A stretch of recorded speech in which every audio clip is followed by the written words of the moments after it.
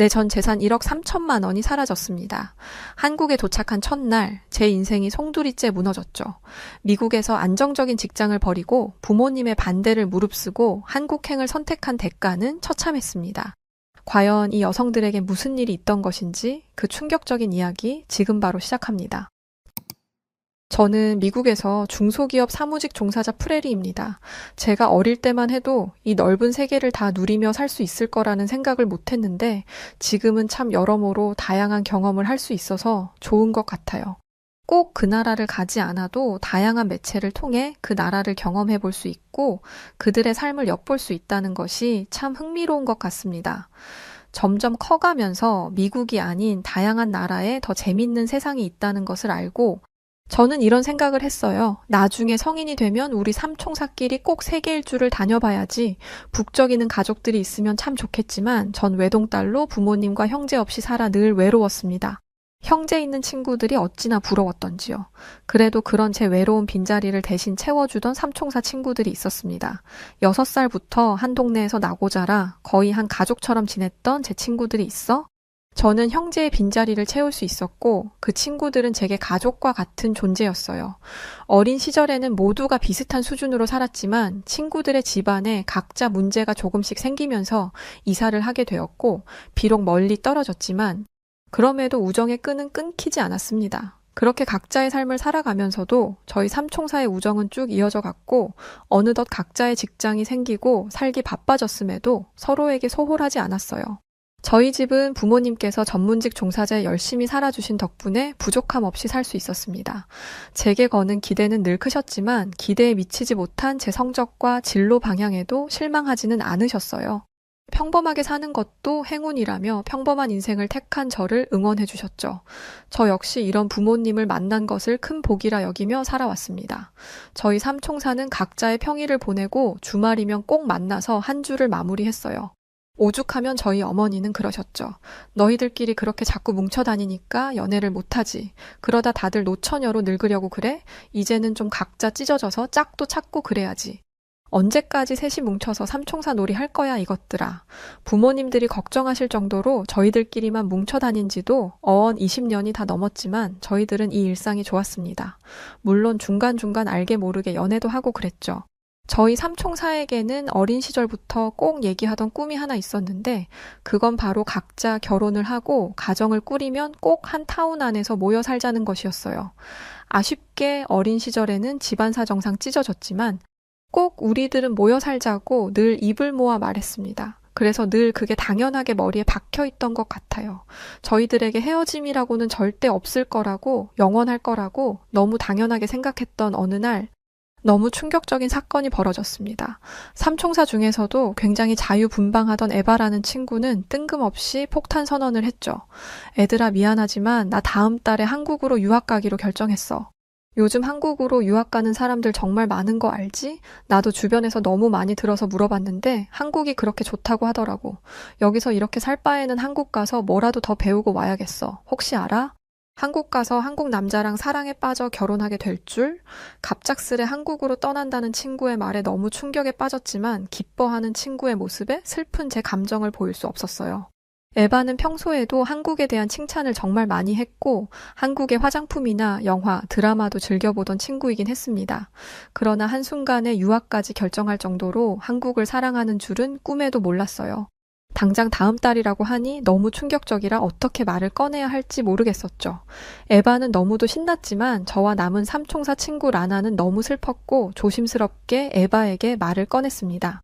에바, 네가 한국에 가서 성공한다면야 정말 축하해줄 일이지만 너와 떨어지는 건 정말 상상해 본 적이 없어서 너무 슬프고 힘들어.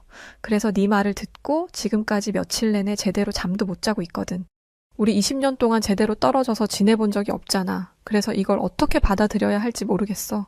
더군다나 연고도 없는 먼 타국에 너 혼자 간다니 너무 걱정돼. 걱정할 게 뭐가 있어. 한국에 미국인들이 얼마나 많은데. 그리고 한국인들이 미국인들보다 훨씬 친절하고 멋지다고 들었거든. 그리고 내가 한국 영화랑 드라마에 빠져서 한국인들이랑 인터넷으로 채팅도 직접 해봤는데 진짜 유쾌하던데? 나 한국으로 가면 벌써 볼 한국 친구들이 널리고 널렸는걸. 걱정하지 마. 나도 물론 너희랑 떨어지는 건 아쉽지만 왔다 갔다 할 거니까 걱정 마. 에바는 저희의 아쉬움보다는 한국에 간다는 기쁨이 더 큰 것처럼 보였고 저희들 역시 그런 에바의 마음을 존중해 주기로 했습니다. 그렇게 친구는 한국으로 떠나버렸고 빈자리는 바로 느껴졌어요. 삼총사 중 한 자리가 빈 것뿐인데 참 공허하고 느낌이 이상했죠. 남은 친구와 저는 둘이서 시간을 보내며 여전히 같은 생활을 즐겼습니다. 그런데 한국으로 간 친구 에바의 SNS에는 한국에 대한 충격적인 사진들이 올라오기 시작했어요. 늦은 밤까지 한국인 친구들과 어울려 놀고 있는 다정한 사진들과 아름다운 자연 속에서 찍은 사진들, 그리고 정말 맛있어 보이는 음식들이 늘 한가득 있었죠. 에바는 늘 한국인 친구들 사이에서 행복한 미소가 가득해 보였고, 미국에서 지낼 때보다 훨씬 더 행복한 듯 보였습니다. 사실 미국은 총기 소지 국가이고 밤 늦은 시간에 몇몇 곳에서는 수많은 범죄들이 일어나는 곳이기에 저희들은 밤 늦은 시간에 거리를 거닐며 노는 것을 상상할 수 없거든요. 그런데 한국에서는 이게 가능한가 싶어 궁금하기도 했습니다. 저 역시 에바의 SNS를 보면서 점점 한국에 대한 호기심이 생기고 있던 찰나에 에바와 화상 채팅을 하게 되었어요. 한국은 진짜 최고야, 최고. 여기는 총기도 없고 진짜 안전해서 밤새 놀아도 아무 문제가 없어. 심지어 24시간 운영하는 밥집도 카페도 술집에 노래방까지 다 있어서 언제 나와서 놀아도 재밌다니까? 그뿐 아니라 미국처럼 인종차별도 없고 오히려 외국인이라고 더 챙겨주고 그러는 거 있지? 보안은 또 얼마나 철저한지 몰라. 내가 막 가방이나 지갑 같은 걸 테이블에 두고 화장실 다녀와도 그대로 있다니까? 나 그냥 이대로 한국에서 영원히 살고 싶어 진지하게 생각 중이야. 그게 사실이야? 그래봤자 한국인데 정말 그렇게 좋다고? 에바, 너 지금 너무 흥분한 것 같은데 거긴 한국이고 여긴 미국이야. 레벨부터가 다른데 그렇게 극찬할 정도로 좋다는 거야? 조금 믿기지 않는데 아무튼 네가 좋다니 다행이다. 네가 몰라서 그렇지? 요즘 한국으로 이민 결정하는 사람들이 얼마나 많은데 미국도 옛날이야 미국이지? 지금은 한국이 최고야. 실제로 한국으로 이민 결정하는 미국인들이 200%나 늘었다던데 너 몰랐구나. 너무 우물한 개구리처럼 살지 마. 프렐이 안타까워서 하는 말이야. 한 번 사는 인생인데 왜 그렇게 평범하게 늘 똑같은 곳에서 똑같이 살아. 세상은 넓으니까 다양한 경험을 하면서 살았으면 좋겠다. 너희 집은 돈도 많잖아. 오랜만에 전화를 한 친구는 조금 달라진 듯 낯설게만 느껴졌어요. 물론 한국의 좋은 점을 들을수록 그런 곳에서 지내고 있는 친구가 참 부럽기는 했지만 미국에서 잘 살고 있는 제 인생을 나무라는 친구의 모습은 좋게 보이지 않았습니다.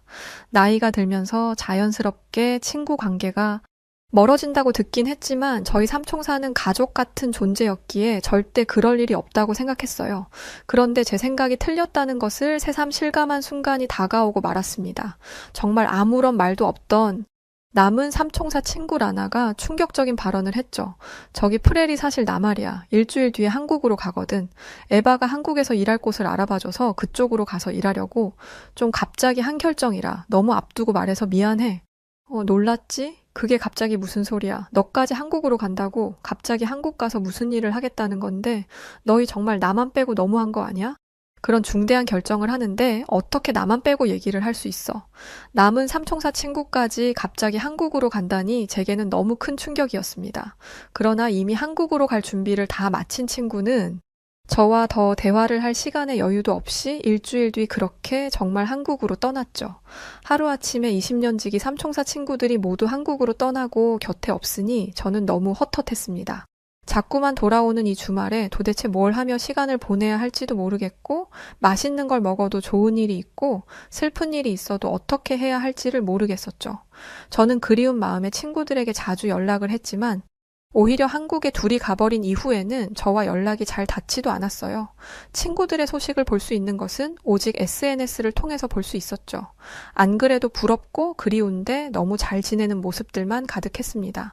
그러던 어느 날 문득 이런 생각이 들었어요. 자꾸만 이렇게 친구들을 그리워하고 한국을 가고 싶다고 할 게 아니라 가면 어떨까라는 생각이 들었죠.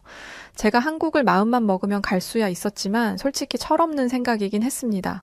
조금만 더 어렸다면 나 몰라라 하고 여행 겸 다녀올 수 있었겠지만 나이도 있고 다니던 회사도 있었기에 마음대로 떠날 수도 없었습니다. 자꾸만 이런 생각을 하니 저절로 우울감이 심해지기 시작했어요. 우울감이 정말 절정에 달하던 어느 날 먼저 한국에 갔던 친구에게 연락이 왔고 제 속마음을 다 듣고는 이런 말을 했습니다. 프렐이 나는 네가 미국에서 있는 게 편해서 그런 줄 알았지. 한국으로 이렇게 오고 싶어 하는 줄은 상상도 못했어. 너 그럼 라나랑 내가 지금 다니고 있는 회사로 넘어올래? 한국에 있는 회사긴 한데 대표가 중국인이거든. 뷰티 제품 판매하는 곳이고 우린 영업사원으로 일하고 있어. SNS 통해서 홍보하고 뭐 그런 식으로 일한다고 생각하면 돼. 근데 꾸준히만 하면 돈을 정말 많이 벌 수 있는 일이라고 해서 나도 지금은 취업 비자로 일하고 있거든. 너도 올래? 그게 사실이야? 나도 정말 그 회사로 갈 수 있는 거야? 그럼 나야 너무 좋지. 심지어 뷰티 쪽이면 내 관심 분야이기도 하잖아. 그런데 대표가 중국인이라는 건 좀 그렇긴 하네. 중국인에 대한 편견 있잖아. 페이지급이나 이런 건 확실한 거지? 회사 규모도 크고 안전한 거지.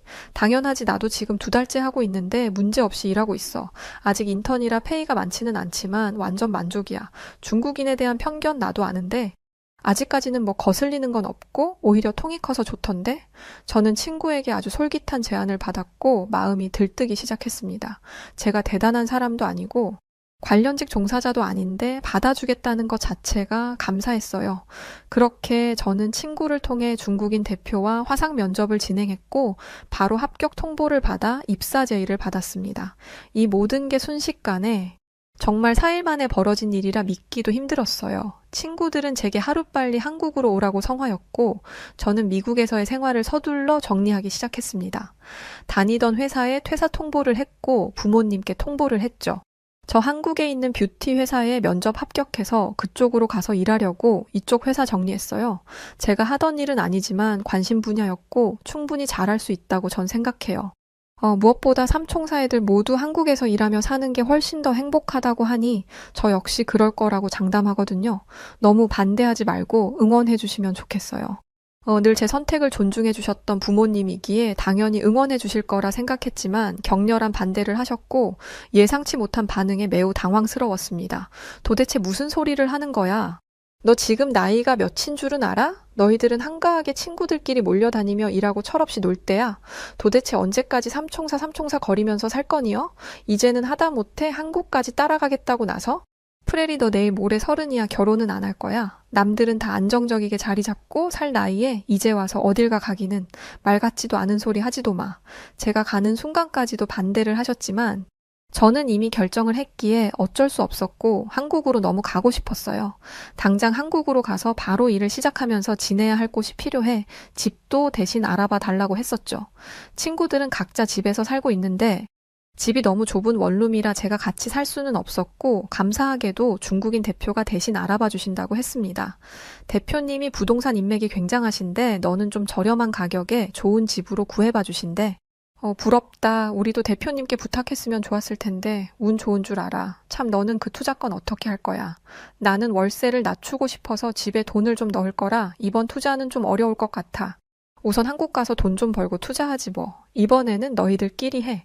중국인 대표는 제가 먼 미국에서 오는 걸 알고 돈만 보내면 좋은 집에 가전 가구까지 다 미리 채워서 꾸려주신다고 했죠.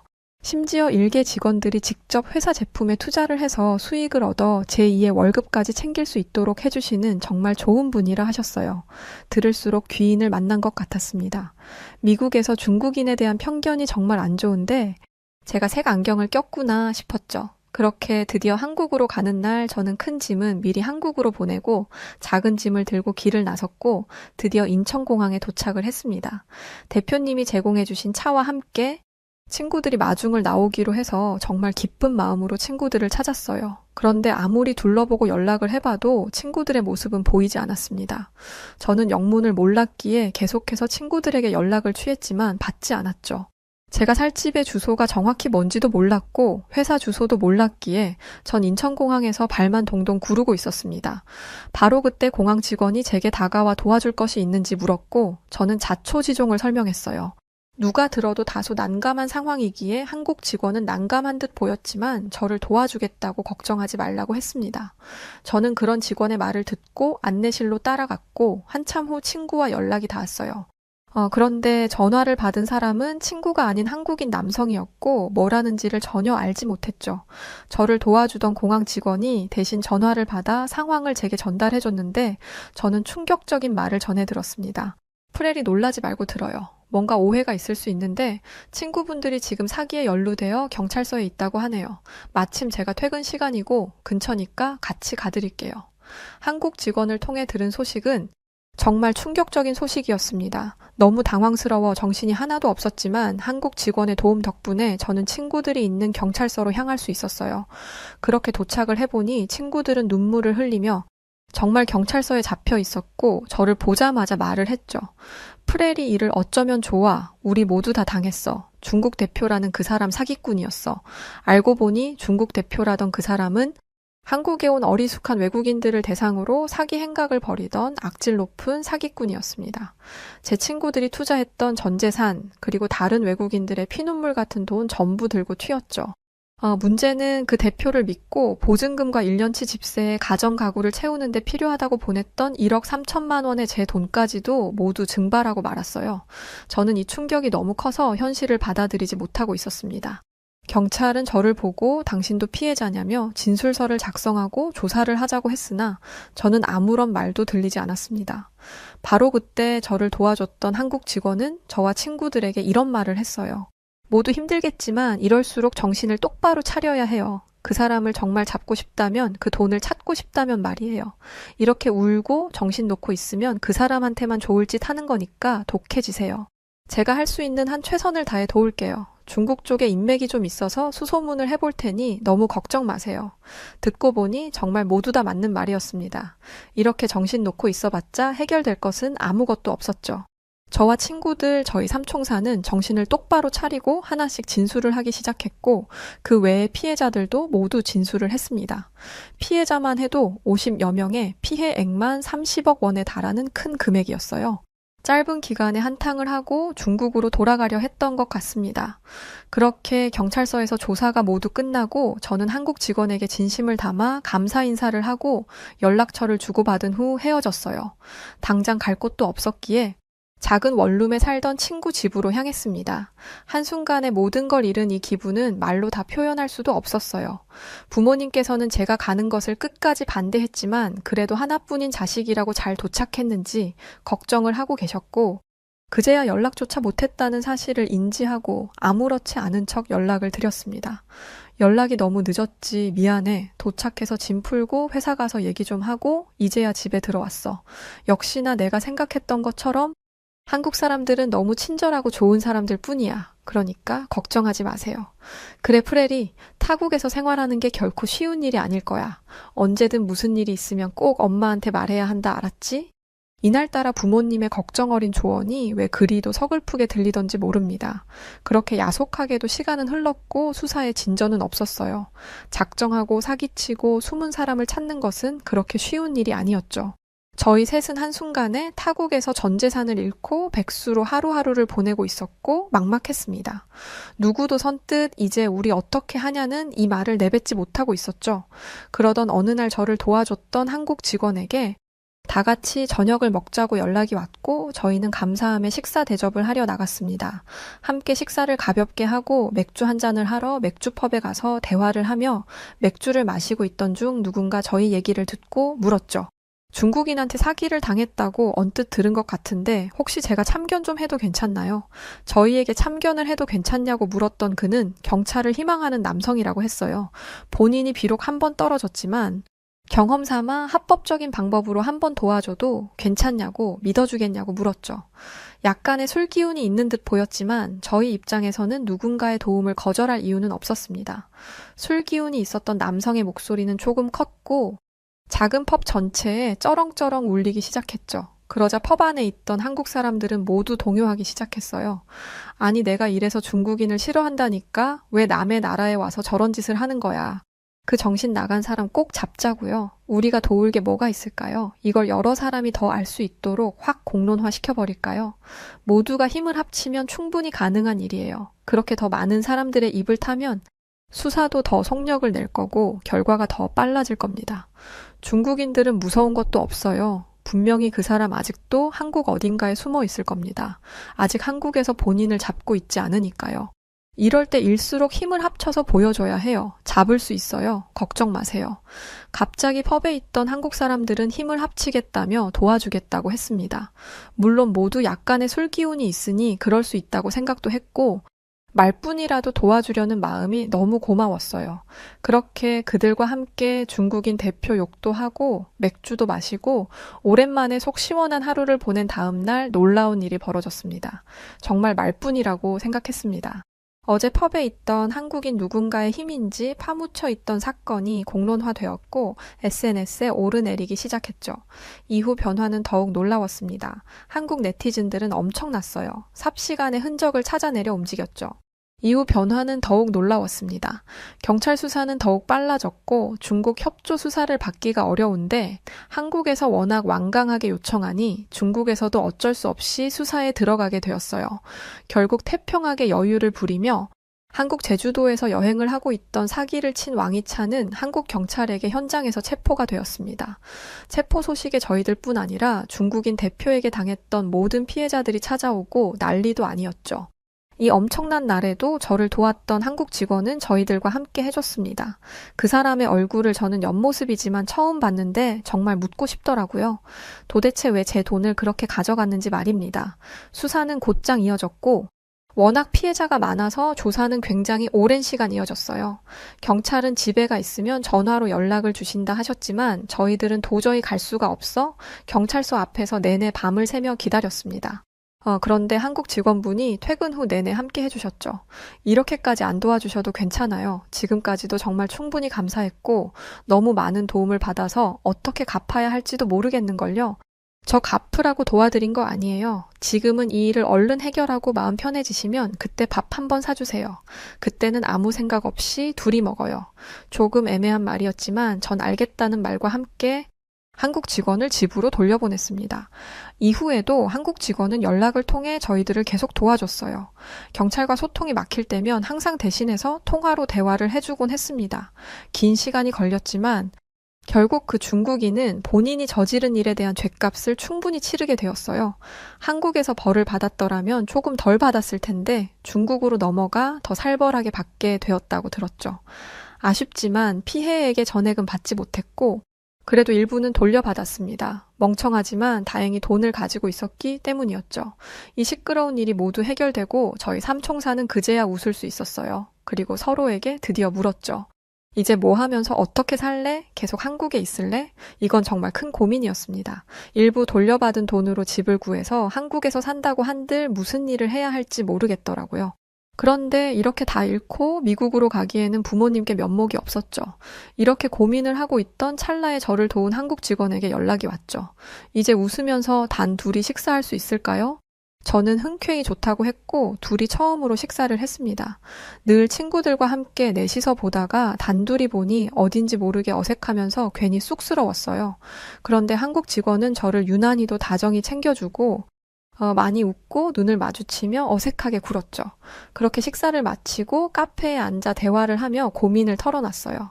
사실 머리가 많이 복잡해요. 알겠지만 일부만 돌려받은 그 돈으로 한국에서 집을 얻는다고 해도 여기서 뭘 해먹고 살아야 할지도 모르겠고 그렇다고 미국으로 가자니 망해서 도망치듯 가는 것 같아서 싫기도 하고 한국이 아쉽기도 하고 그러네요. 한국에 와서 하고 싶은 것도 많았고 그랬거든요. 또 그 중국인이 그랬던 거지 실제로 여기 있으면서 겪었던 한국 사람들은 전부 좋았으니 더 있고 싶기도 하고요. 제 속에 있는 모든 고민을 털어놓으니 마음이 너무 시원했습니다. 그런데 제 말을 듣고 잠시 표정이 굳고 머뭇거리더니 한국 직원이 이내 충격적인 말을 들려줬어요. 난 프레리가 미국으로 가지 않았으면 좋겠어요. 그냥 여기 한국에서 저랑 있으면 좋겠어요. 제가 한국에서 자리를 잡을 수 있도록 직업을 가질 수 있도록 도와준다며 저를 잡는 한국 직원이었죠. 이건 단순히 친구로서 잡는 것이 아니라 연인으로서 잡는 것이라는 걸 직감하자마자 저는 많이 설렜습니다. 서로에 대한 감정이 어느 정도 있었지만 상황이 상황인지라 애써 모른 척 숨기고 외면했던 시간들이 무려 1년이었죠. 그리고 모든 상황이 해결된 후 제게 먼저 용기를 내준 호석 씨에게 저 역시 확신을 주고 싶었습니다. 전 제가 한국에서 뭘 할 수 있는지를 모르니 그것만 도와준다면 한국에 남겠다고 했죠. 제가 한국말을 못하니 다양한 도전을 할 수는 없었고 고민 끝에 초등학생 영어 학습지 선생님이 되었습니다. 방문 교사로 일을 하며 제 학생들을 가르치며 저는 뿌듯함을 느꼈고 성취감을 얻게 되었어요. 또 돈을 벌게 되면서 한국에서 살 수 있는 이유를 만들 수 있었죠. 그리고 호석 씨는 제게 이런 말을 했어요. 지금은 학습지 방문 교사로 시작했지만 나중에는 강사로 일할 수 있을 거야. 그럼 지금보다 더 편하게 많이 벌 수 있어? 내가 꼭 그렇게 만들어줄게. 내뱉은 말은 꼭 지키는 호석 씨의 말을 믿고 저는 주어진 일만 보며 열심히 일을 했습니다. 그렇게 방문 교사로 일한 지 1년이 넘어갈 무렵 저는 호석 씨와 결혼을 했고 정식 부부로 한국에서 살게 되었어요. 많은 돈을 이미 잃어서 큰 돈은 없었지만 그런 저를 있는 그대로 품어준 호석 씨였습니다. 결혼 이후에도 꾸준히 방문 교사로 일을 하다 지금은 서울에서 나름 알아주는 학원에서 원어민 강사로 일하며 돈을 꽤 벌고 있어요. 저는 지금의 제 모습이 너무나 좋습니다. 물론 한국에 와서 중국인에게 큰일을 당했지만 결국 한국 직원이던 남편의 도움을 시작으로 한국 사람들의 도움들로 모든 일을 해결할 수 있었죠. 생각해보면 한국에 온 순간부터 지금까지 저는 늘 한국인들의 도움을 통해 살아가고 있다는 것을 알 수 있어요. 지금은 제가 스스로 공부를 해서 한국어를 조금 할 수 있지만 한국어를 아예 못했을 때도 있었습니다. 그때 마트 한 번을 가도 한국인들에게 많이 놀랐어요. 제가 질문을 했는데 못 알아들으면 모른 척 넘어가는 게 아니라 어떻게든 제 말에 대답을 해주려 많은 직원들이 모여서 해답을 찾곤 했죠. 저는 중국인이라 싫고 한국인이라 좋은 게 아니라 그 나라만의 특성이 분명히 있다고 생각합니다. 다른 나라에서 생각하는 미국인의 특성이 있듯 말이죠. 제 친구들 역시도 지금의 남편 도움으로 저와 비슷하게 방문교사로 일을 하고 있어요. 한 친구만 홈쇼핑 모델로 활동하고 있는데 두 친구 모두 아주 괜찮은 한국 남자들을 만나서 연애를 하고 있죠. 제게는 이제 든든한 남편이 있는 것은 물론이고 같이 남편 욕해주는 옆동 현서 언니도 있고 시어머니 된장이 유독 맛있는 소혜 언니도 있고 늘 커피 사주는 민정 언니도 있습니다. 미국인 삼총사도 있지만 이제 저는 완전 한국인이라 해도 과언이 아닐 정도로 한식만 즐기고 한국인처럼 살고 있어요. 가끔은 동료 선생님들이나 친구들이 저를 보고 그러거든요. 나 가끔 프레리가 미국에서 온 걸 까먹는다니까? 심지어 머리까지 까맣게 염색해서 이제 진짜 한국인 같아. 이참에 민증 하나 발급받지 그래. 이런 사소한 장난을 칠 수 있는 편한 사이가 있다는 것만으로도 너무 감사하고 좋습니다. 가끔 미국에 있는 지인들이 묻거든요. 한국에 시집가서 좋냐고, 뭐가 그렇게 좋냐고 말이죠. 그럼 저는 대답해줍니다. 뭐 하나 특별할 것 없이 너무 평온한 이 순간들이 난 참 좋아. 사람들이 날 대해주는 것도 한국인들 특유의 참견도 오지랖도 정말 사람 사는 게 이런 거지. 난 이걸 느끼면서 살 수 있는 한국이 너무 좋아. 앞으로 저는 남편과 새로 만난 한국인 지인들, 그리고 저와 함께 한국에 머물러 있는 제 오랜 삼총사 친구들과 한국에서 행복하게 살아가겠습니다. 여느 때와 다름없던 미국 캘리포니아의 어느 마을의 아침, 커피를 마시기 위해 카페를 찾았던 한 미국인 여자가 창가에 앉아있던 한 한국인 남자를 한심하다는 듯 바라봅니다. 하지만 이 미국인 여성은 며칠이 지나고 이 한국인 남자 때문에 미국의 한 방송사에서 인터뷰 요청까지 받게 되는데요. 대체 무슨 일이 있었던 걸까요? 안녕하세요, 여러분. 제 이름은 에밀리 존슨이에요. 28살의 평범한, 어쩌면 그리 평범하지만은 않은 미국 여성이죠. 제 이야기를 들려드리기 전에 먼저 저에 대해 조금 소개해 드릴게요.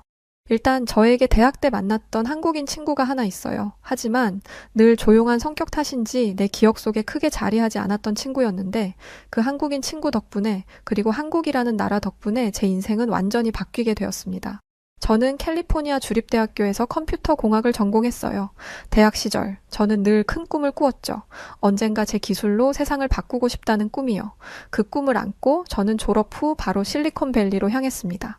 세계 최고의 기술 회사들이 모여있는 이곳에서 저는 제 꿈을 이룰 수 있을 거라 믿었거든요. 처음에는 큰 IT 기업에서 일했어요. 그곳에서 많은 것을 배웠죠. 하지만 시간이 지날수록 저는 뭔가 부족함을 느꼈습니다. 제가 꿈꾸던 세상을 바꾸는 일과는 거리가 멀어 보였거든요. 그래서 결심했습니다. 제 손으로 직접 무언가를 만들어 보기로 한 거죠. 그렇게 시작한 것이 바로 제 AI 기반 헬스케어 스타트업이에요. 스타트업이라고 하니 뭔가 대단해 보이나요? 사실 시작은 정말 초라했습니다. 제 작은 아파트 한 켠이 사무실의 전부였죠. 하지만 저에겐 열정이 가득 충만해 있었어요. 그리고 세상을 조금이라도 더 나은 곳으로 만들겠다는 확고한 의지가 있었습니다. 우리 스타트업의 주력 제품은 AI 진단 시스템이에요. 이 시스템은 환자의 의료 데이터를 분석해 질병을 조기에 진단하는 거죠. 사업 시작을 위해 투자를 요청할 때마다 정말 수없이 많은 거절을 당했습니다.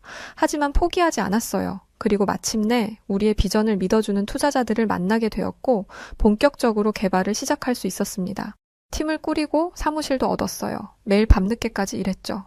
때로는 집에 가지도 못하고 사무실에서 밤을 새우기도 했어요. 하지만 육체적으로나 정신적으로나 힘들다는 생각이 들지 않았어요.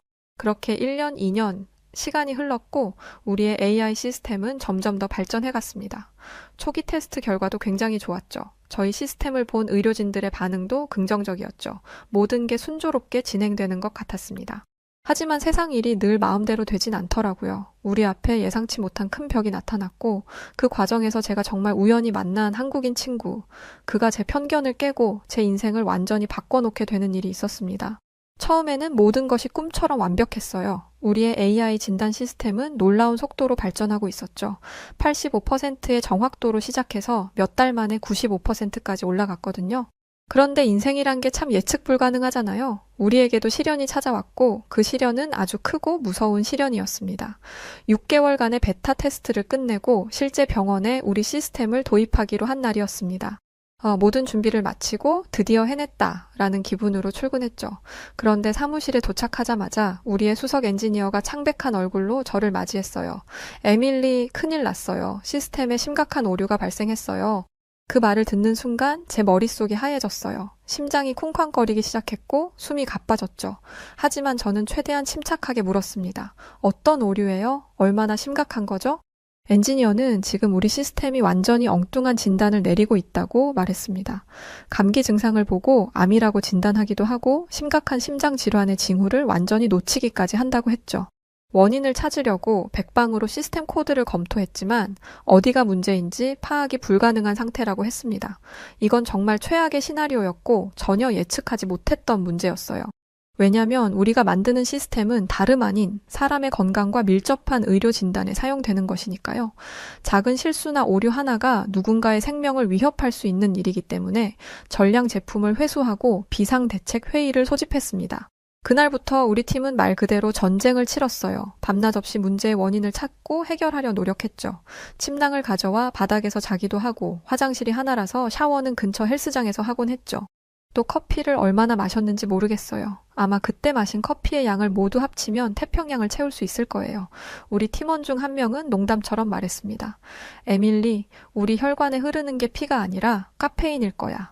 하지만 아무리 노력해도 이 골치 아픈 버그는 해결될 기미가 보이지 않았습니다. 코드를 몇 번이고 검토했지만 문제의 원인을 찾을 수가 없었죠. 마치 넓은 모래사장에서 바늘을 찾는 것 같은 기분이었습니다. 아니, 어쩌면 그보다 더 어려웠을 거예요. 마치 보이지 않는 유령을 쫓는 기분이었습니다. 유명 대학 교수, 미국의 IT 전문가 등등 정말 지인의 지인들을 모두 동원하고 잘 나간다는 전문가들에게도 이 문제에 대해서 풀어줄 것을 부탁했지만 그 누구도 이 문제를 해결하지 못했습니다. 에밀리, 진짜 미칠 것 같아요. 문제가 있다는 건 알겠는데 도대체 어디 숨어 있는 건지 정말 모르겠네요. 우리 팀의 시니어 개발자 마이크가 한숨을 쉬며 말했어요. 저도 동감이었죠. 정말 안개 속을 걷는 기분이었으니까요. 시간이 갈수록 압박감은 커져갔고 투자자들은 매일같이 전화를 걸어왔습니다. 진전 상황을 물어보았죠. 처음에는 이해하는 척했지만 점점 그들의 목소리에서 조급함과 실망감이 묻어나기 시작했습니다. 에밀리, 언제쯤 문제가 해결될 것 같나요? 우리가 투자한 돈이 적은 금액이 아니라는 걸 알고 계시죠? 이런 전화를 받을 때마다 제 가슴은 조금씩 무너져 내렸어요. 우리 팀의 사기도 떨어지고 있었죠. 처음에는 할 수 있어 라며 서로를 격려했지만 점점 그런 말들이 줄어들었어요. 대신 무거운 침묵이 사무실을 채우기 시작했죠. 점점 더 절망적인 상황에 빠져들었고 밤마다 잠들기 전에 자문했습니다. 정말 이 일을 할 수 있을까? 그냥 포기하고 아무도 모르게 도망칠까? 이런 생각이 머릿속에 매번 들었습니다. 또한 그 누구도 이 넓은 미국 땅 아래 날고긴다는 전문가들의 조언을 구했음에도 아무도 이 문제를 해결하지 못했으니 우리 미국의 기술력과 IT 전문성에 실망하기도 했어요. 이게 한계인가 싶었으니까요. 모든 게 꿈이라는 생각이 들었습니다. 그때 문득 대학 시절이 떠오르더군요. 컴퓨터 공학을 전공하면서 늘 밤을 보내며 프로젝트를 완성하던 그때 말이죠. 그때도 지금처럼 힘들었지만 결국 해냈었고 그 경험들이 지금의 저를 만들었었죠. 그러면서 되뇌었습니다.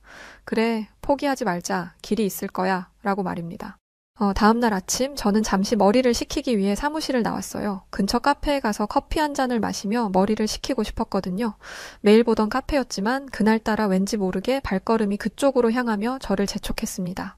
카페에 들어서자 익숙한 커피 향이 코끝을 스쳤어요. 평소와 다름없는 아침 풍경이 펼쳐져 있었습니다. 저는 카운터에 가서 평소처럼 아메리카노를 주문했어요. 그리고 커피를 기다리며 주변을 둘러보았죠. 그런데 그때였어요. 창가 쪽에 앉아있는 한 남자가 눈에 들어왔습니다. 어딘가 왠지 모르게 낯이 익었거든요. 저 사람 어디서 본 것 같은데 그러다 문득 기억이 났습니다. 대학 시절 같은 수업을 들었던 동양인 친구였죠. 이름이 민준? 맞아요. 박민준. 그런데 그때 그가 고개를 들었고 우리의 시선이 마주쳤어요. 그리고 그 순간 제 인생의 새로운 장이 열리기 시작했답니다. 물론 그때 저는 민준이와의 그 우연한 만남이 제 인생을 어떻게 바꿔놓을지 전혀 알지 못했었죠. 민준이는 대학 시절 몇몇 수업을 같이 들었던 한국인 유학생이었습니다. 사실 솔직히 말하면 저는 학창 시절의 민준이를 잘 기억하지는 못했어요. 얼굴과 이름은 알지만 항상 그는 늘 조용히 앉아 있었고 눈에 띄는 존재는 아니었거든요. 더군다나 저는 늘 기술 공부하는 것에 매진했었기 때문에 타국에서 왔던 유학생들과 어울릴 생각조차 하지 않았었고 실제로 민준이가 왔던 한국이라는 나라 자체도 잘 모르기도 했었죠. 한국이라면 우스꽝스럽게 생긴 연예인이 강남스타일이라는 노래를 불러 이슈가 되었던 것, 그냥 변방의 아주 작은 아시아 국가, 항상 뉴스에 북한과 함께 섞여 나오던 국가, 이 정도가 다였습니다. 저희는 서로를 알아보고 다가가 인사했어요. 에밀리, 오랜만이다. 잘 지냈니?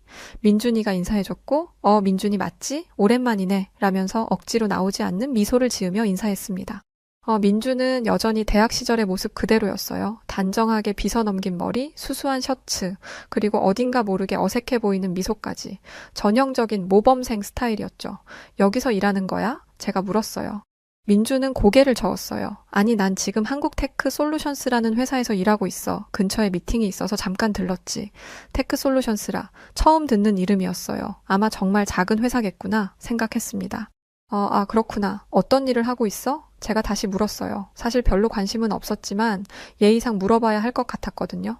주로 소프트웨어 개발이야. 작은 회사라 이것저것 다 하고 있지. 민준의 대답을 들으며 저는 속으로 역시 라고 생각했어요. 대학 시절부터 민주는 그냥 평범한 학생이었어요. 시험 성적은 꽤 좋았지만 그것 말고는 특별한 게 없었죠. 솔직히 말하면 저는 당시에 동양인 학생들을 좀 얕봤어요. 그들이 열심히 공부하는 건 인정하지만 진짜 창의력이나 리더십은 부족하다고 생각했거든요. 더군다나 경제력 2위인 중국이나 한때 세계를 쥐잡던 일본도 아닌 한국인 유학생이었으니 더 얕봤었죠. 그렇구나. 힘들지 않아? 작은 회사라 업무가 많을 것 같은데 저는 약간의 동정심을 담아 말했습니다. 민주는 그저 미소를 지으며 대답했어요. 그래도 배우는 게 많아서 좋아. 넌 어때, 에밀리? 무슨 일 하고 있어? 그 질문에 저는 갑자기 우쭐해졌어요. 제 현재 위치를 자랑할 수 있는 좋은 기회라고 생각했었거든요. 사실 나 지금 AI 기반 헬스케어 스타트업을 운영하고 있어. 그 말을 들은 민준의 눈이 커졌습니다. 와, 정말 그거 대단한데? 어떤 일을 하는 거야? 민준의 반응에 저는 더욱 우쭐해졌죠. 변방의 작은 한국이라는 곳에서 왔던 민준이가 감히 상상할 수 없는 위치에서 사업을 운영하고 있었으니 당연히 민준이가 저를 대단하다고 느낄 수밖에 없을 거라고 생각했습니다. 나는 AI를 이용해서 질병을 조기 진단하는 시스템을 개발하고 있어. 의료 분야의 혁명을 일으킬 수 있는 기술이지. 벌써 수십만 달러의 투자를 받았고 주요 병원들과 파트너십도 맺었어. 저는 우리 회사의 비전과 지금까지의 성과에 대해 열정적으로 설명했어요. 민준의 얼굴에는 감탄의 표정이 역력했죠. 솔직히 말하면 사실 민준이의 그런 반응이 꽤나 만족스러웠습니다. 그래, 이게 바로 너와 나의 차이야 라는 생각이 들었거든요. 하지만 이야기를 하다 보니 지금 직면한 문제에 대해서도 털어놓게 됐어요. AI 시스템의 오류, 밤새워 고치려 노력했지만 해결되지 않는 문제들, 민주는 진지하게 제 이야기를 들었습니다. 그의 표정이 점점 깊어지는 걸 볼 수 있었죠.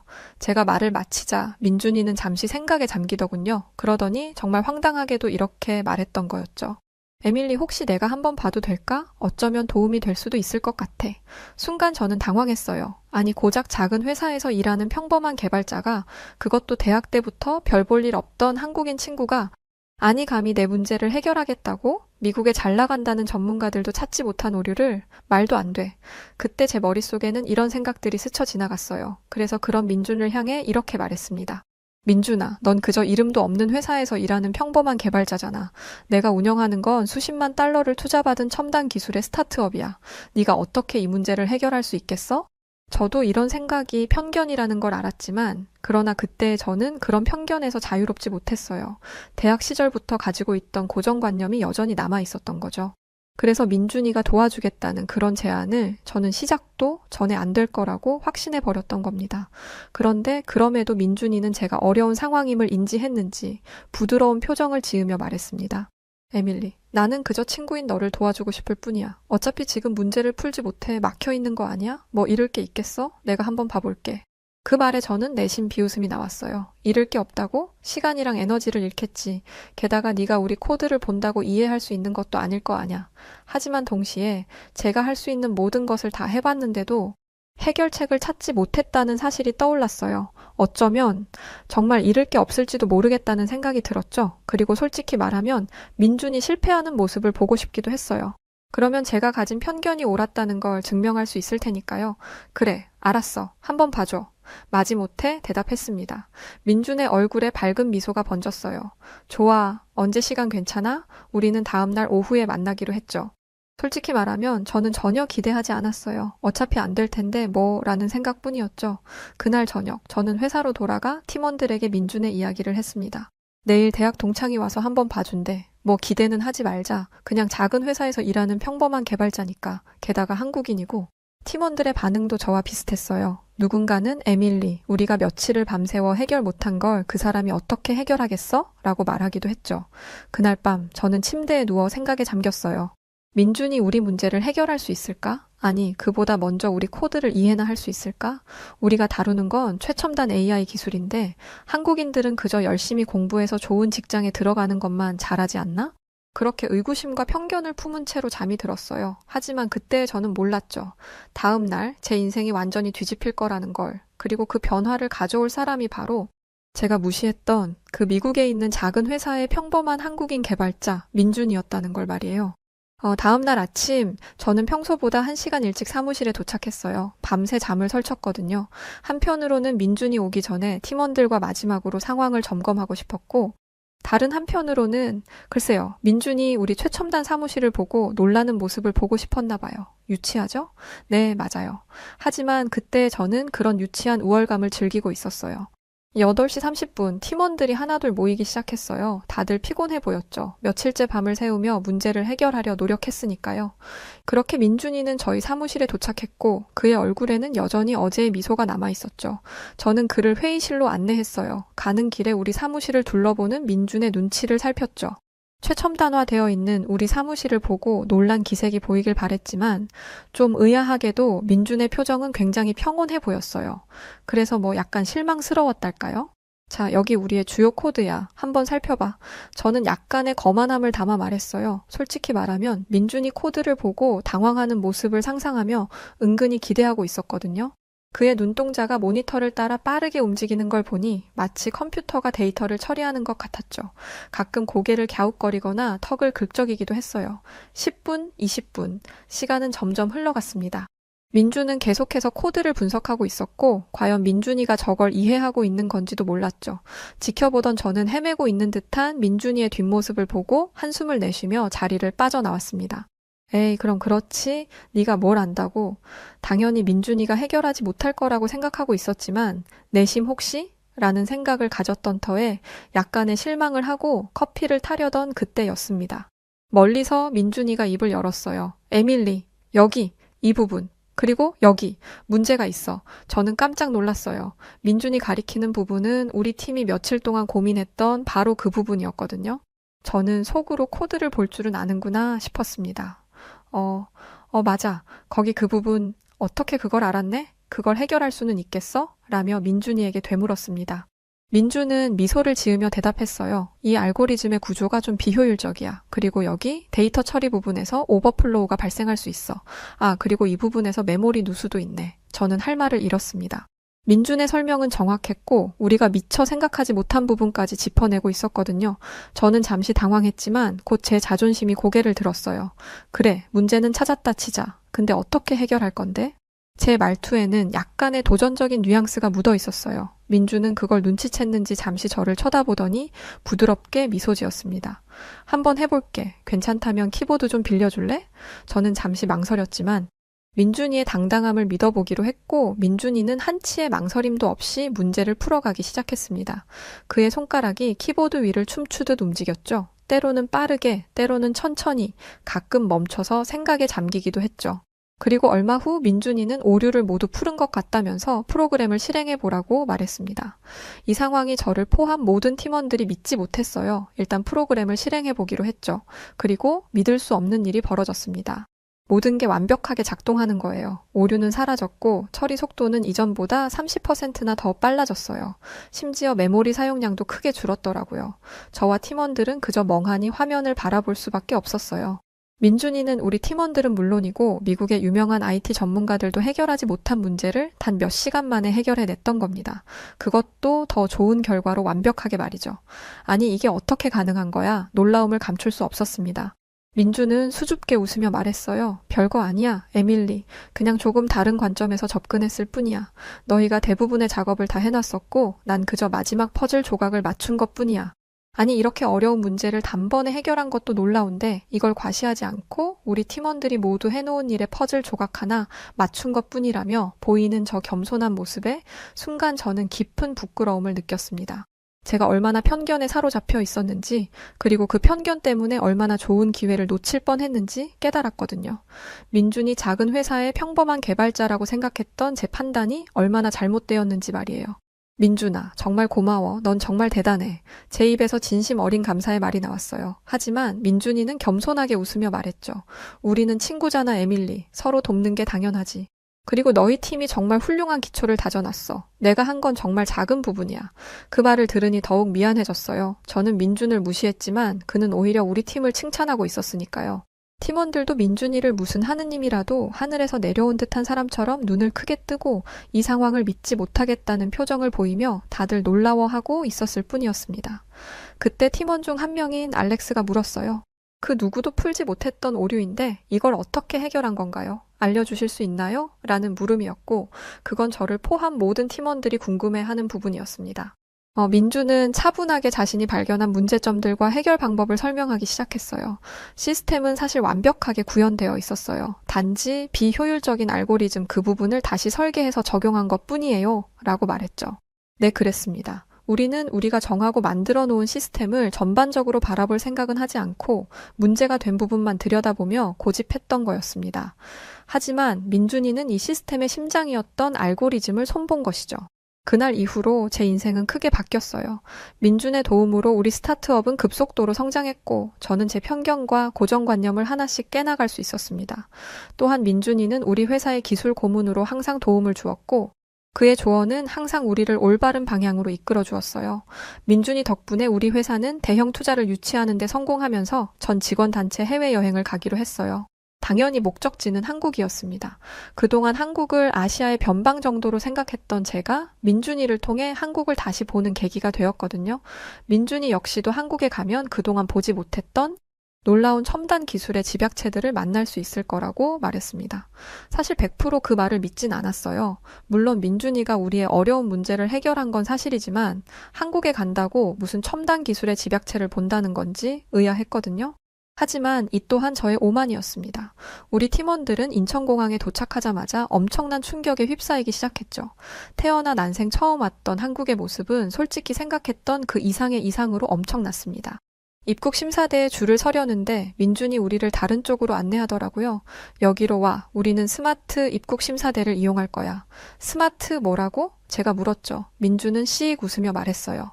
그냥 봐봐. 여러분 믿기 힘드시겠지만 우리는 지문과 얼굴 인식만으로 순식간에 입국 심사를 마쳤어요. 정말 눈 깜짝할 사이였죠. 세상에 이게 정말 공항이 맞아? 저도 모르게 말이 튀어나왔습니다. 민준이 자랑스럽게 말했죠. 이제 시작일 뿐이야. 공항에서 나와 리무진 버스를 탔는데 이게 또 충격이었어요. 고급 좌석에 와이파이는 기본, 심지어 영화 감상까지 할 수 있더라고요. 우리 팀원 중 한 명인 제시카가 우와, 이 정도면 비행기 1등석 수준인데? 라고 말할 정도였어요. 서울 시내에 들어서자 우리 모두 입을 다물지 못했어요. 거대한 빌딩들 사이로 흐르는 한강, 곳곳에 보이는 첨단 기술의 흔적들. 마치 10년 먼 미래 도시에 온 것 같은 기분이었죠. 호텔에 도착해 체크인을 하는데 직원이 우리에게 스마트 키를 건넸고 이게 뭐야? 하며 제가 물었죠. 객실 키야. 앱으로 문을 열 수 있어. 민준이 설명해줬어요. 객실 방에는 음성인식으로 작동하는 조명, 자동으로 온도를 조절하는 에어컨, 심지어 변기의 뚜껑도 자동으로 열리고 있었습니다. 그냥 공항부터 호텔까지 모든 시스템이 완벽하게 AI화되어 구현되고 있었습니다. 그때였어요. 민준이가 시간이 많이 늦었으니 내일부터 움직이고 출출하긴 하니까 뭘 먹자는 거였죠. 배고프지 않아? 야식 좀 시켜볼까? 시계를 보니 새벽 1시가 다 되어가고 있었습니다. 이 시간에 무슨 소리야? 다 문 닫았겠지. 제가 말했어요. 민주는 미소를 지으며 스마트폰을 꺼냈어요. 에밀리, 여긴 한국이야. 24시간이 모자랄 정도로 바쁜 나라라고. 민준이가 뭔가를 주문하더니 30분 후 정말로 치킨과 맥주가 배달되어 왔어요. 말도 안 돼. 이 시간에 배달이 된다고? 우리 모두가 깜짝 놀랐죠. 민준이 웃으며 대답했어요. 한국에선 언제든 원하는 걸 배달받을 수 있어? 심지어 산 정상에서도. 우리는 늦은 밤 치킨과 맥주를 즐기며 한국의 놀라운 서비스 문화에 대해 이야기를 나눴어요. 그때 또 한 번 한국이 정말 대단한 나라라는 걸 깨달았죠. 다음 날 우리는 삼성 디지털 시티와 현대 자동차 연구소를 방문했어요. 최첨단 기술들을 직접 체험하면서 우리 모두 한국의 기술력에 감탄했습니다. 특히 인상 깊었던 건 5G 네트워크였어요. 거리 어디서나 초고속 인터넷을 사용할 수 있더라고요. 지하철에서도 끊김없이 고화질 동영상을 볼 수 있었죠. 우리나라에서는 상상도 못할 일이에요. 뿐만 아니라 결제 시스템 역시도 획기적이었죠. 현금은 말할 것도 없고 심지어 카드도 거의 사용하지 않더라고요. 한국 사람들 대부분이 스마트폰으로 결제를 하고 있었고 길거리 노점상에서도 QR코드로 결제가 가능하더라고요. 물론 미국에도 이런 스마트폰 결제 시스템이 있기는 하지만 한국처럼 이렇게 대중적으로 널리 퍼져 있지는 않거든요. 아직도 현금으로 결제하거나 거의 대부분이 카드를 사용합니다. 하지만 한국은 이미 그걸 뛰어넘은 상태였죠. 민준이를 처음 제가 운영하던 사무실에 불렀을 때 첨단화된 제 사무실을 보고도 아무렇지 않은 듯 평온했었는지 한국에 와서 이해할 수 있었습니다. 오히려 부끄러울 지경이었어요. 정말 뜻깊었던 한국에서의 여행을 모두 마치고 우리는 다시 미국으로 돌아가야 했습니다. 일주일간의 한국 여행을 마치고 귀국하는 비행기 안에서 우리는 모두 한국에 대한 생각이 완전히 바뀌었다는 걸 느꼈습니다. 창밖으로 작아지는 서울을 바라봤습니다. 이번 여행은 단순한 회사 단체 여행이 아니었어요. 저와 우리 팀원 모두의 시야를 넓혀준 소중한 경험이었죠. 한국의 특별한 문화와 놀라운 기술력, 선진 시스템까지 그동안 저는 우리가 알고 있는 기술이 세계 최고일 거라고 생각했는데 친구 민준이와 한국을 실제로 체험해보고 나니 고작 나의 울타리 안에서 잘났다고 우쭐대던 한 미국 여자에 불과했었던 거였죠. 귀국 후 우리는 한국의 기업들과 활발히 협력하기 시작했어요.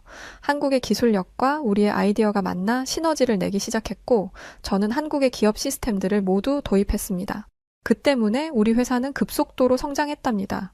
그로 인해 우리 회사는 나름 유명세를 탔고 미국의 한 방송사에서는 우리의 스타트업 성공 비결을 묻고 싶다며 인터뷰 요청 메일이 날라오기도 했습니다. 방송사 기자는 저에게 이렇게 빨리 성장할 수 있었던 비결은 무엇이었냐고 물었고 저는 그 질문에 잠시 생각에 잠겼죠. 그리고 내뱉은 제 말에 기자는 놀라워했습니다. 뭐라고 했냐면 우리 회사의 성공 비결은 제 한국인 친구 민준이와 한국에 있습니다. 라고 말했었기 때문이었어요. 기자는 어리둥절한 표정을 지으며 자세히 이야기해달라고 부탁했고 저는 그 질문에 답했습니다. 제 대학 동창이자 현재 우리 회사의 기술 고문으로 있는 박민준이라는 저의 오랜 친구 덕분에 우리는 한국의 놀라운 기술력을 접하게 되었어요. 그가 아니었다면 우리는 지금의 성공을 이루지 못했을 거예요.